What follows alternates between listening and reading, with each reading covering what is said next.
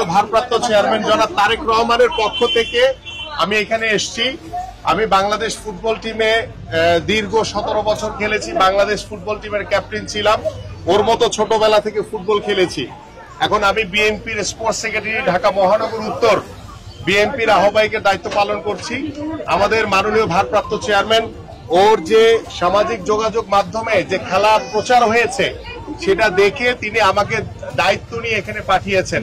তো জিসান তো আপনাদেরই সন্তান, জিসানের দিকে খেয়াল রাখবেন আপনারা, মাননীয় ভারপ্রাপ্ত চেয়ারম্যান জনাব তারেক রহমানও খেয়াল রাখবেন, আমি খেয়াল রাখবো, এবং জিসান যাতে একজন বড় মাপের ফুটবলার হতে পারে এই জন্য আপনারা দোয়া করবেন এবং ওকে সহযোগিতা করবেন।